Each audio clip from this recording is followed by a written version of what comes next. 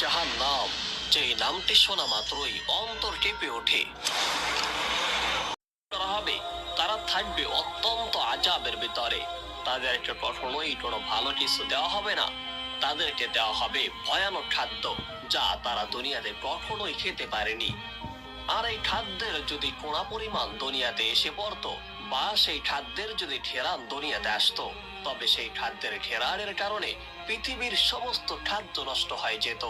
তাহলে জাহান্নামের আগুন কতটাই ভয়ানক হবে।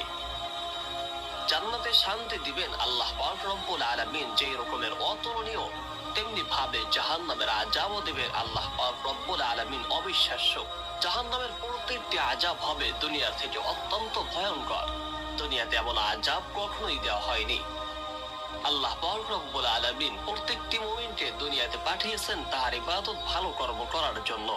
তিনি বলেও দিয়েছেন কোন কাজ করা ভালো এবং কোন কাজ করা খারাপ। আল্লাহ পাক রব্বুল আলামিন প্রত্যেকটি মুমিনের সেই পরপারের জিন্দেগিতে হিসাব দিবেন। কিয়ামতের ময়দানে সকল মুমিনের হিসাব নেবেন এবং সকল মক্কারের আল্লাহ পাক রব্বুল আলামিন হিসাব নেবেন।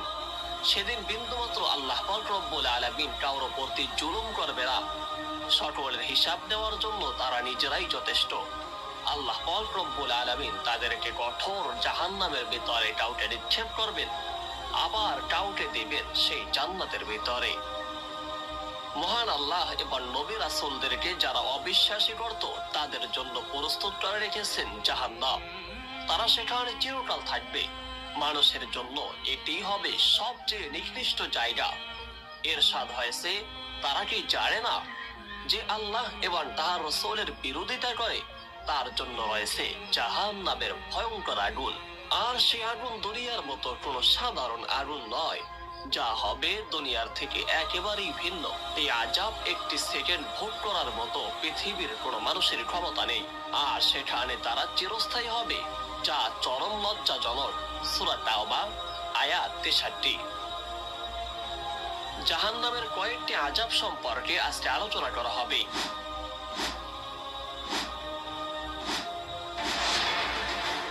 প্রথম নম্বর যে আযাবের কথা হলো, সেটি হলো মৃত্যুহীন শাস্তি ভোগ। জাহান্নামীদের কখনোই মৃত্যু হবে না, তারা আর্তনাদ করতে থাকবে। পবিত্র কুরআনুল কারীমের ভিতরে ইরশাদ হয়েছে, তবে যারা কুফরি করে তাদের জন্য রয়েছে জাহান্নামের শাস্তি। তাদের কখনোই মৃত্যুর আদেশ দেওয়া হবে না এবং শাস্তি কখনো হালকাও করা হবে না। এভাবে আমি অকৃতজ্ঞদেরকে শাস্তি দিয়ে থাকি। তারা সেখানে আর্তনাদ করে বলবে, হে আমার রব, হে আমার প্রতিপালক, আমাদেরকে এখান থেকে বের করুন। আমরা ভালো কাজ করব। আমরা আপনার কাছে ওয়াদা দিতেছি, আমরা আপনার কাছে ওয়াদা দিতেছি, আগে যা করেছি তা আর করব না।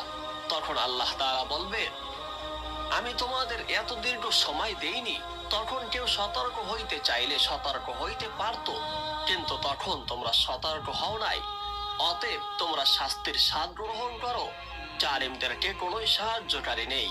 এভাবে তারা সেই অনন্তকাল আযাব ভোগ করবে। সূরা ফাতির আয়াত 36 ও 37। জাহান্নামের প্রতিটি আযাব হলো অত্যন্ত ভয়ঙ্কর। জাহান্নামে থাকবে না কোনো সাথী যারা আপনাকে ভালোবাসবে। জাহান্নামে থাকবে ভয়ঙ্কর আযাব, আর সেখানে সর্বদাই আপনাকে খারাপ কিছু দেওয়া হবে, যা দুনিয়াতে কখনোই আপনাকে দেওয়া হয়নি।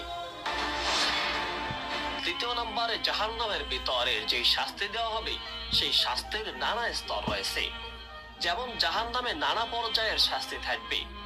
সামুরা রাদিয়াল্লাহু তাআলা থেকে বর্ণিত, রাসূলুল্লাহ সাল্লাল্লাহু আলাইহি ওয়াসাল্লাম আযাবের ব্যাপারে বলেন, আগুন জাহান্নামীদের কাউকে উভয় টাকনু পর্যন্ত ঠেরাস করে ফেলবে, কাউকে আবার উভয় কোমর পর্যন্ত ঠেরাস করে ফেলবে, আবার কাউকে কোমর পর্যন্ত ঠেরাস করবে, আবার কাউকে ঘাড় পর্যন্ত ঠেরাস করে ফেলবে। এভাবে আগুন তাদেরকে একের পর এক শাস্তি দিবে। আর তারা তখন আর্তনাদ করে চিৎকার দিবে, কিন্তু তাদের আর্তনাদ শোনার মতো কোনো মানুষ থাকবে না। সহিহ মুসলিম হাদিস 21585। বন্ধুরা, জাহান্নামের শাস্তির ভিতরে সর্বনিম্ন যে শাস্তি হবে, সেটি কত ভয়ঙ্কর হবে, চলুন আমরা একেবারে জেনে আসি ভালোভাবে। জাহান্নামের নানা স্তরের আযাবের সবচেয়ে কম শাস্তি যাকে দেওয়া হবে, তাকে পরিয়ে দেওয়া হবে আগুনের ফিতা যুক্ত জুতা। নুমান বিন বশীর রাদিয়াল্লাহু তাআলা হতে বর্ণিত, রাসূলুল্লাহ সাল্লাল্লাহু আলাইহি ওয়াসাল্লাম একদা বলেছেন, জাহান্নামে যাকে সবচেয়ে কম শাস্তি দেওয়া হবে তাকে জাহান্নামের দুটি জুতা পরানো হবে, যার দুই ফিতা হবে আগুনের, আর এর উত্তাপে তাহার মাথার মগজ টটবট টটবট করে ফুটতে থাকবে, যেমন ফুটন্ত পানি ফুটতে